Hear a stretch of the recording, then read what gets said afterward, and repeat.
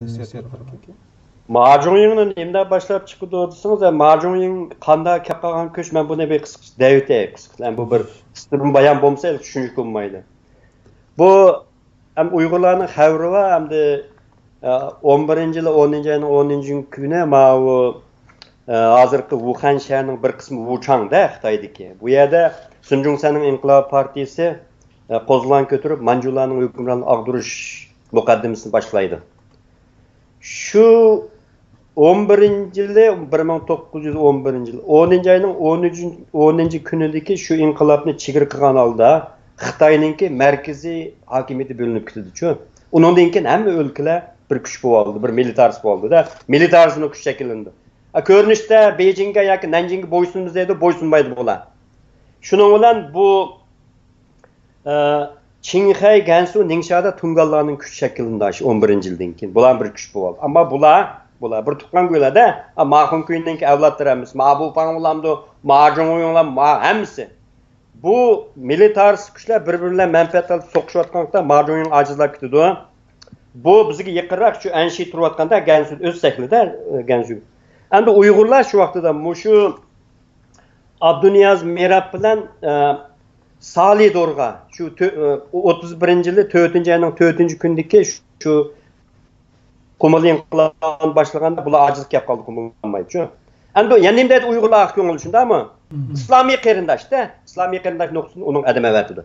Salidorga bilan Abduniyaz Merab inqilobchilarning ikkisida. Shuningdan Majunning 31-yil 5-oyda chiqdi bu. 5-600 askar chiqib, Bariko'l, mush Qumul, Yetti quduq deydi, ananiki Urumchi bilan Qumulning oralig'ida Liaodong degan mushal so'qishdi bu. So'qishib o'zini kuchlantirib oldi bu qurol yaroq odam. Xitoylarningki mush armiya Jinshuning hukumatini olgan asirlarni bu o'ziga qetiblar. 1-2 qitlar bu anigan Liaodong urushida 31-9-oyda bu 8-oyda bu. Buning puti o'qdi, shuni bani qitlar bu Gansuga tushib ketdi. 33-yili 5-oyda yana indab chiqdi bo'lsangiz, Mavu Qumul inqilobini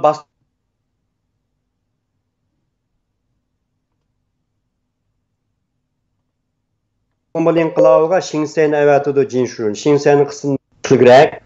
Shuning bilan Qumul inqilobini bu nimaga zo'r ziyon uchirtib, ananiki Turpan, Pichan, To'qsunda qo'zg'algan Mavu Maqsud Muhiti, Mahmud Muhiti, ananiki degan Mashriming degan bir tungan bor.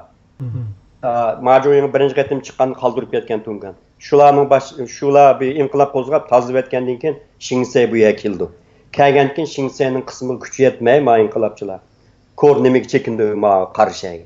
Chekinganda ikki guruh odam tashkillaydi bu Mahmud Muhiti, Mashriming maslahatchi. Bir guruh odam Maqsud Muhiti boshlig'ida G'ojniyazarni taklif qilish, Qumuldan birlashish inqilob G'ojniyaz.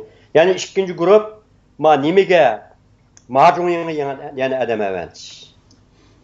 Shunga adam Majunning shu vaqtida Janubiy Shinjongning ahvoli qanday deb turgan vaqtda bu toza shu Mabufang tag'sil so'qishib, Gansu'da yengilib bu ara qolgan vaqtida Majunning turgan vaqtida shuning bilan bu Majunning avatgan odamlar bu nimada uchrashdi bu nim bilan qumliq yo'lda Maqsud Muhitlar. Shundan ular uchrashib, amkin hozir mushna ahvol degankin shu Majunning kelib u do'g'lat qildi bular. Mushna ahvol bizning ahvolimiz deganki Majunning unda fursat bor deb guldirlab chiqdi. Ikkinchi qatimda islomiy qarindoshlikni aytishgan buni.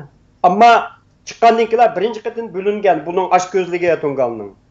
U vahshiyligi, pastligi, u nerede islomiy qarindoshlik hissiyot bo'ldi uningda.